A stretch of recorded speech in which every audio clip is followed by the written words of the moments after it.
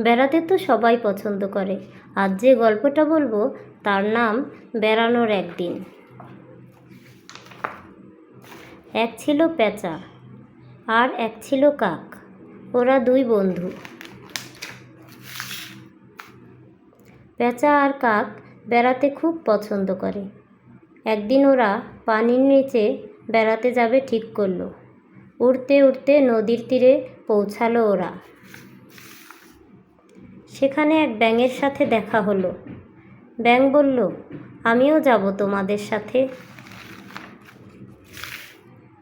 নদীতে ছিল বড় এক বোয়াল মাছ। সেখানে আরও আছে পুঁটি, ট্যাংরা, শিং, মাগুর ও নানা রকমের মাছ। তবে বোয়াল হলো রাজা। সবাই বোয়ালকে খুব ভয় পায়। পেঁচা আর কাক বোয়ালকে বলল, আমাদের পানির নিচে বেড়াতে নেবে? আশ্চর্য! বোয়াল ওদের কথায় রাজি হলো। ওরা বোয়ালের পিঠে চড়ে বসল। বোয়ালের পিঠে চড়ে যেতে যেতে ওরা নদীর তীরে কাশফুল দেখলো পানির রং নীল। পানিতে নিজেদের ছবি দেখলো। তারপর টুপ করে পানির নিচে চলে গেল।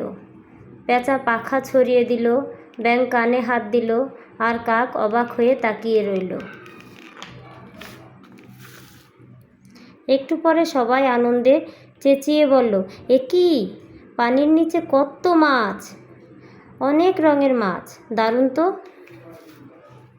আনন্দ করতে করতে হঠাৎ বোয়ালের পিঠ থেকে পেঁচা, ব্যাঙ আর কাক পড়ে গেল পানিতে। পেঁচা আর কাক কোনো মতে উড়ে পানি থেকে বেরিয়ে এলো, কিন্তু ব্যাঙ চিৎকার করতে লাগলো, বাঁচাও বাঁচাও, কাতলা মাছ আমাকে খেয়ে ফেললো। কাক আর পেঁচা ভাবছে ব্যাঙকে বাঁচাতে হবে। বোয়াল রেগে কাতলা মাছের দিকে ছুটল। বোয়াল আর কাতলা মাছে লাগলো ঝগড়া। একদিন এদিকে পেঁচা আর কাক দুজনে মিলে ছো মেরে ব্যাঙকে তুলে নিল। তারপর থেকে ওরা চারজন বন্ধু হয়ে গেল।